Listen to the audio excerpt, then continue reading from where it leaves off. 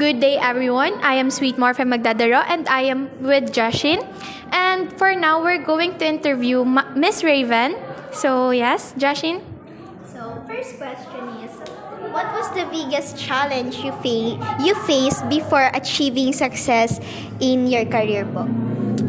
Anak, yung pinaka-biggest challenge ko talaga nung recent lang, yung board exam talaga. Kasi syempre maraming doubt na baka hindi ako pumasa. Hala, parang naiiyak na kagad ako. Kasi anak, cum laude ako, di ba? Alam niyo na yan. Yung pressure, andun talaga. And sobrang nilamon ako noon last school year. Thank you for sharing po, ma'am. Second question is, how did you overcome failures or rejections you encountered at the start of your career po? Okay. Ang una kong ginagawa dyan, syempre, ka-questionin ko talaga yung sarili ko. Kung bakit nangyari yun, masama naman talaga yung ganun. Na kina-question yung sarili kung bakit nangyari yun. Pero at the end of the day, kailangan mong tanggapin. At syempre, magnilay-nilay talaga sa kung ano yung nangyari. At huwag tayo masyadong mag-dwell doon sa nangyari na yun.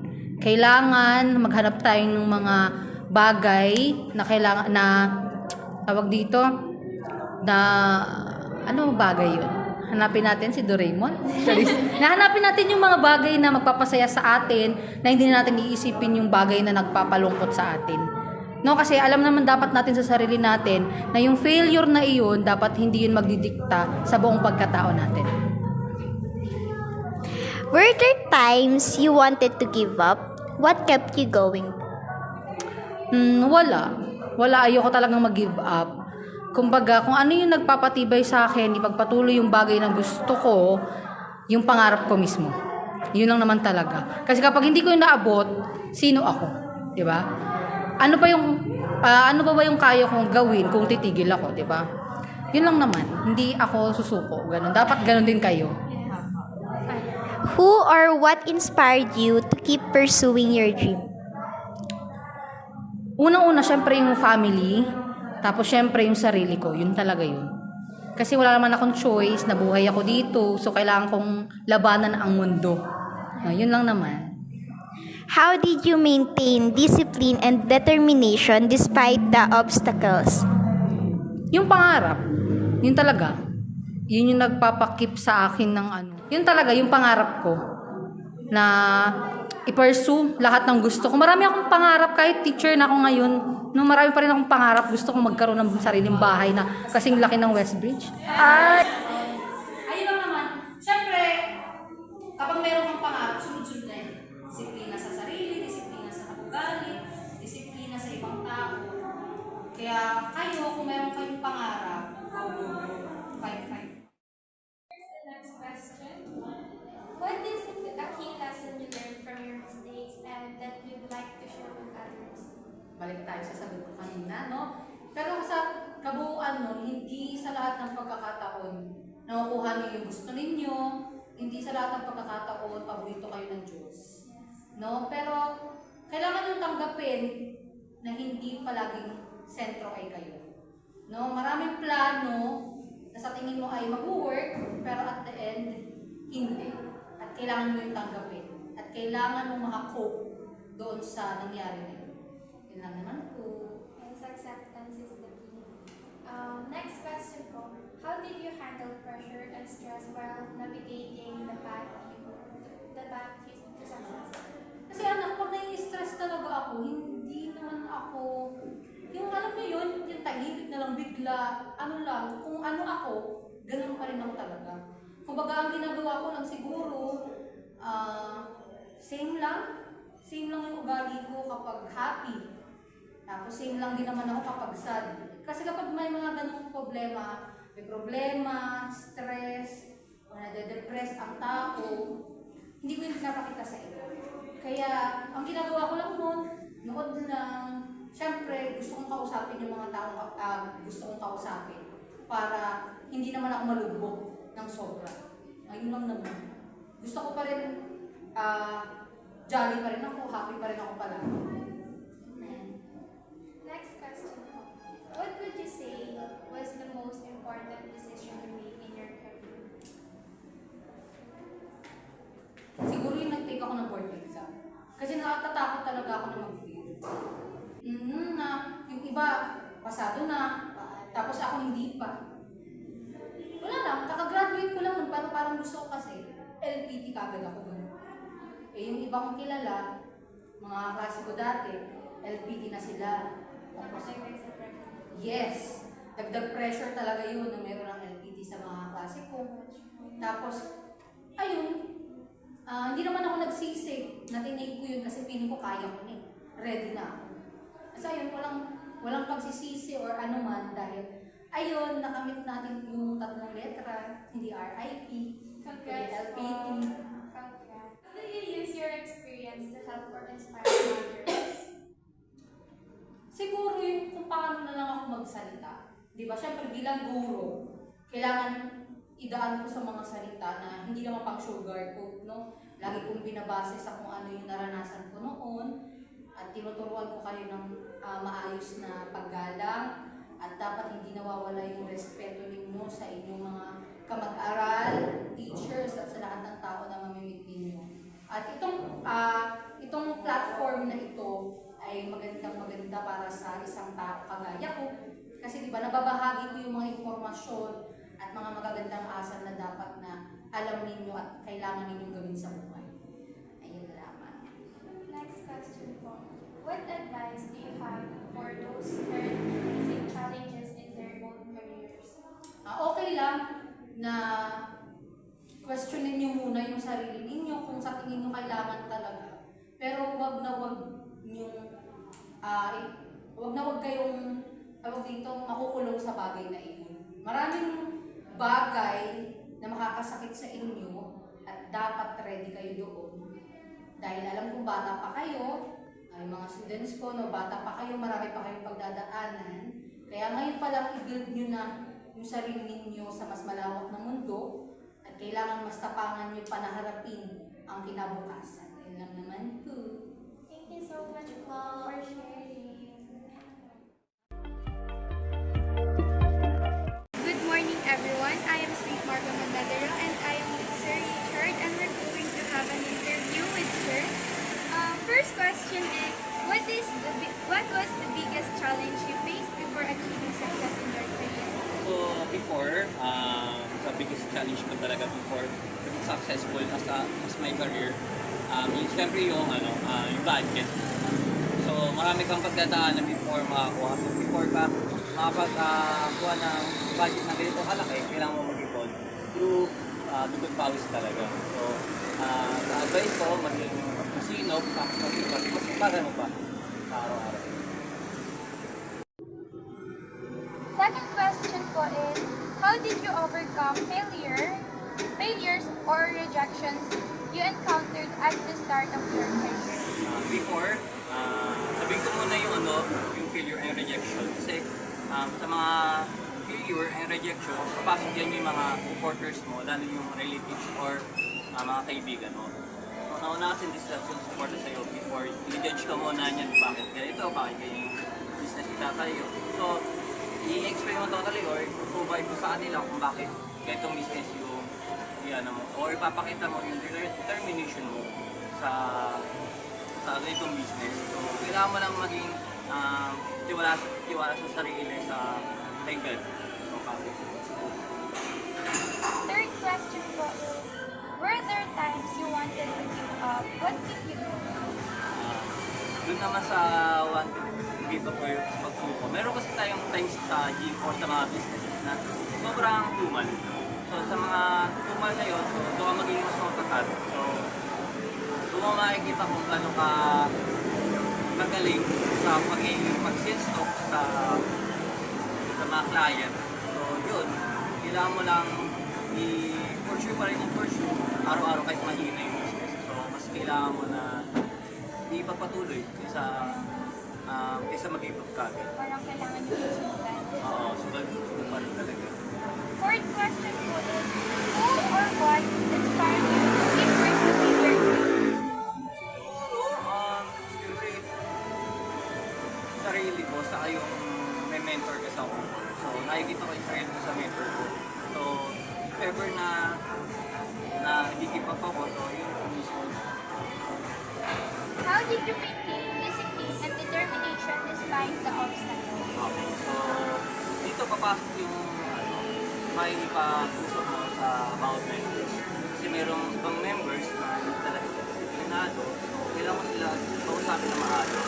Never na magkaroon ng pagtakay sa loob ng gym. So yun, kausapin mo sila na maayos. Eh kapag hindi may pag-usap na maayos, wala, kailangan mo sila iwan or kailangan mo sila tanggalin kaysa masira yung community. Kasi merong sa loob ng gym, merong community. So mas okay na mawala yung isa kaysa palitan ng or mapalitan ng mas marami mawala. Ang sixth question po is, what is the key lesson you learned from your mistake that you'd like to share with others? Ito. Dito papasok mas maganda na huwag mo i-share yung goal mo or yung mga plans mo sa iba hanggat di pa natutupad. Yung mga evil sa kasi na tinatawag. Which is totoo yun. Pang seventh question po is, how did you handle pressure and stress while navigating the path to success? Siguro yung masasabi ko dito, unang-una, kailangan mo mayroong goal or path talaga o kailangan mo sundin yun sa linggo or buwan or taon. Kasi once na parang ganito ang gagawin ko, maliligaw ka. So kailangan mo siya ilista or gawin talaga. What would you say was the most important decision you made in your career? Siguro, sinubukan ko yung imposible. Sinubukan ko siya kasi hindi natin malalaman hanggang di mo siya sinusubukan. So, mas maganda na try mo natin i-try maging successful. Pang ninth question po is, how do you use your experience to help or inspire others? Dito masasabi ko, mas maganda. Actually, sa experience ko, kailangan kasi maging matatag. So, doon papasok tayo sa matigasan talaga ng loob or kailangan mo may self-discipline kasi sa mga nagpa-success sa akin. And dapat may goal ka na pupunta. So, makikita mo yung business mo in your future na 3 years dapat ganito siya. 5 years, mas malaki. So, dapat maganda yung nakapag. Yung next question po is, what advice do you have for those currently facing challenges in their own careers? Kaya masasabi ko, patatagan. Saka, pagpatuloy pa rin kahit even na may challenges yung business. Di ba, tulad ka kanina, sinabi ko na, even doon na sabi natin na pabagsak na yung business, tuloy mo siya. Kasi hindi mo masasabi yung isang business, pag sumuko ka talaga. Kaya nga business yan, even hanggang the lowest point, kailangan mo siya. Take lang talaga ng business. Kasi, tatagal lang mo siya.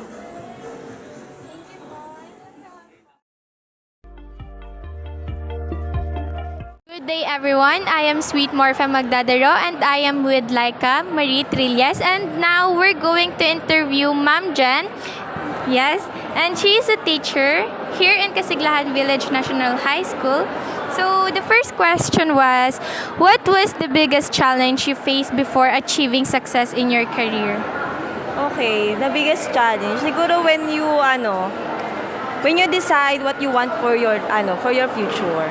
Diba? Kasi kapag bata ka, let's say college, minsan nako-confuse ka kung ano talaga yung gusto mo for the future. And once you're on that track, ang challenge naman that is yung paano mo siya i-achieve. Diba? Dadaan ka sa maraming trainings, dadaan ka maraming exam, paano mo siya ma-achieve. Example na lang yung sa LET examination. Okay, yung pagkuha ng board exam. So, kailangan mo siyang pagdaanan, more on demonstration, teaching demonstration, pag-a-apply sa work.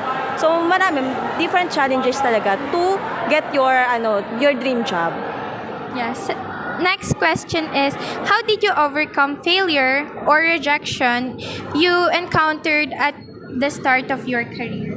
Ayan. So, my first failure is, nag-apply kasi ako nag-apply ako in Caloocan for teaching profession. Then, nag-apply ako ng another application ko is in Bulacan. Sa Caloocan, hindi ako natanggap. Actually, hindi naman siya actually hindi natanggap. Andun yung application ko pero hindi ako nabigyan agad ng item. So, that thing is a failure for me.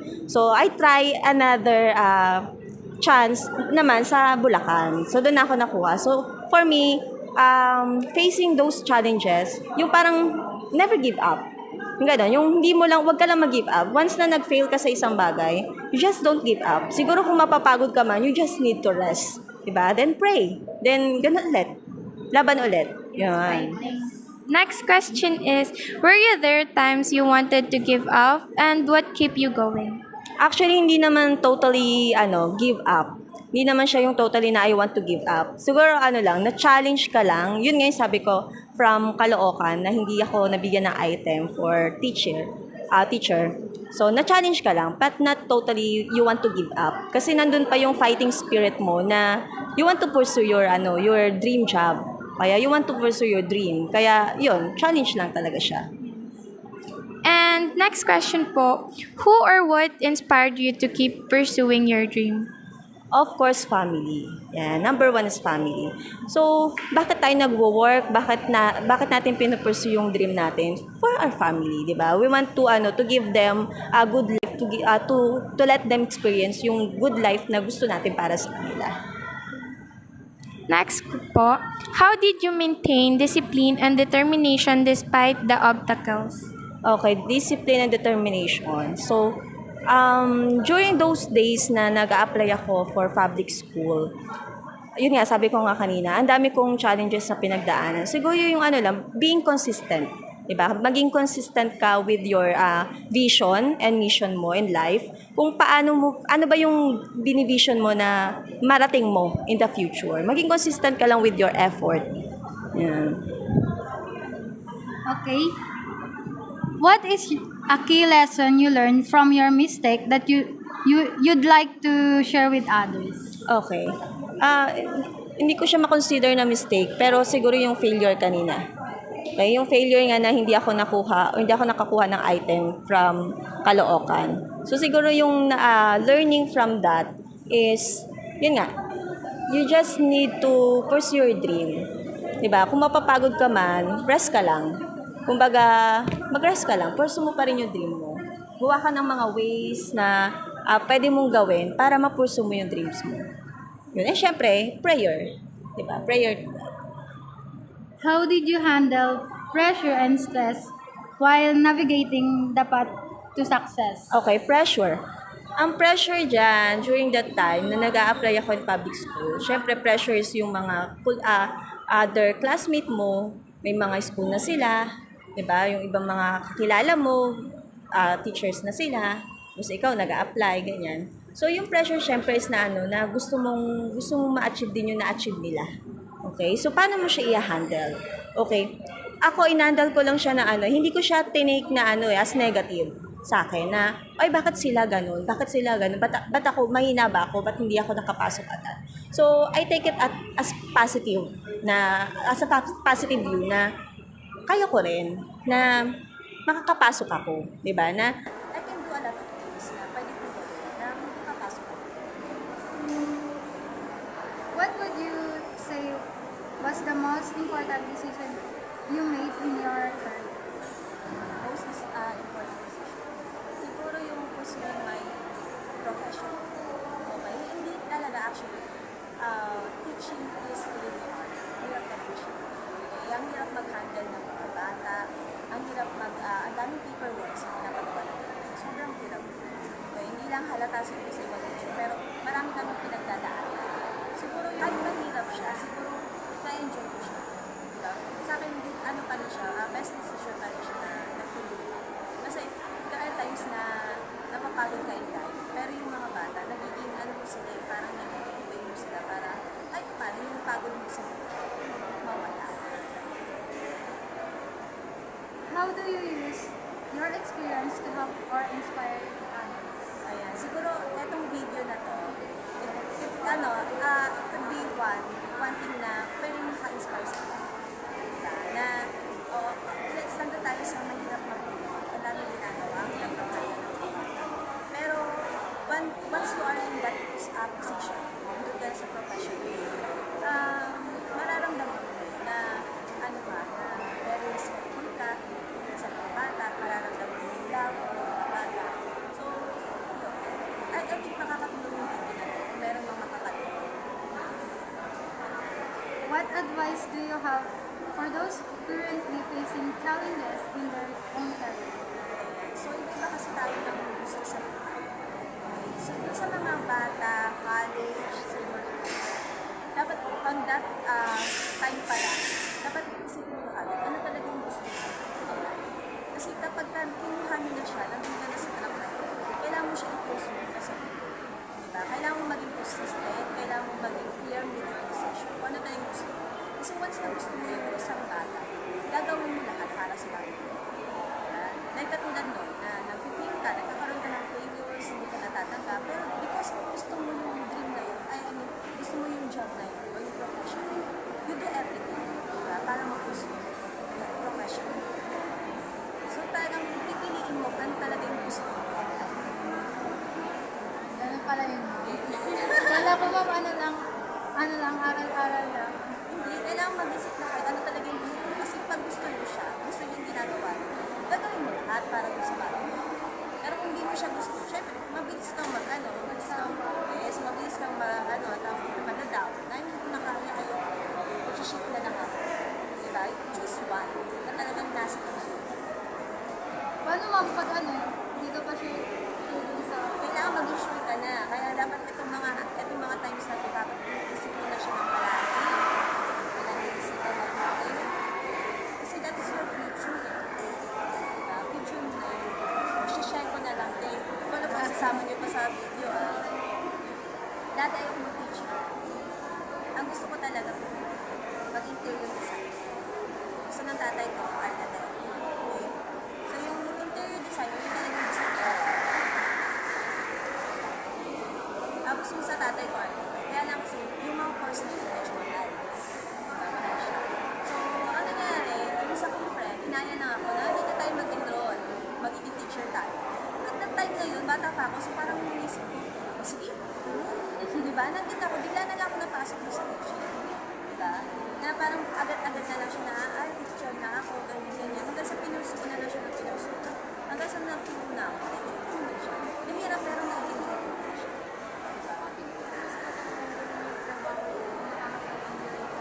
Yes, dapat yung na-enjoy mo. Kahit nahirapan ka, pero na-enjoy mo siya. Kaya dapat ngayon, mamili na kayo talaga ng gusto mo.